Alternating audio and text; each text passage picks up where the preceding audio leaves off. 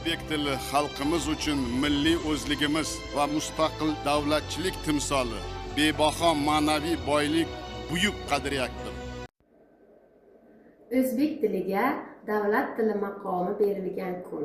Bu kun 1989-yil 21-oktyabr O'zbekiston Respublikasining birinchi prezidenti Islom Abdug'aniyevich Karimov tomonidan qabul qilingan.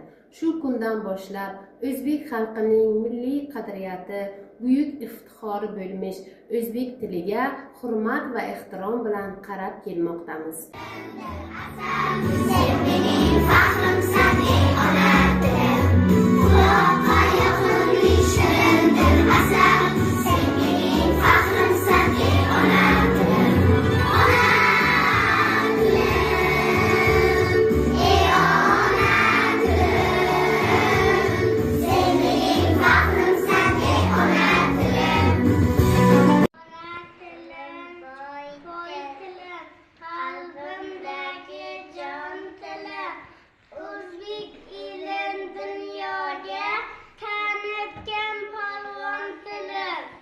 Ming yillar kim bulbul kalomi, o'zgarmaydi yaxlit hamisha.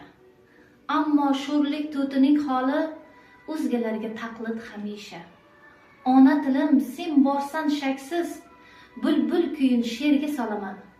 Sen yo'qolgan kuning shubhasiz, men ham to'ti bo'lib qolaman.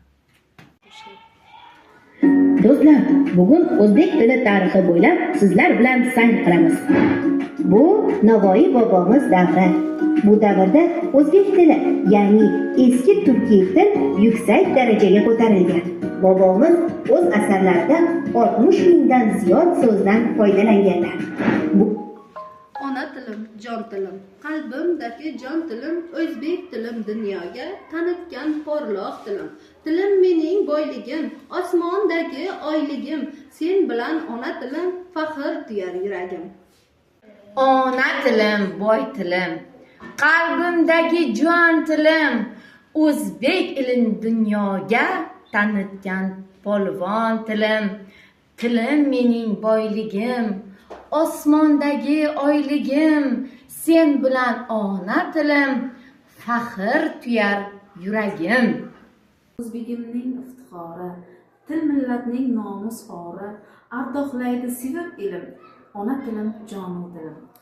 Sen bobomning tilisan, sen momomning tilisan, o'zbegimning dilisan, jonajon o'zbek tilim. Borsan toki bor hayot, o'zingsan qo'shiq bayot, hamrohimsan umrbod, jonajon o'zbek tilim.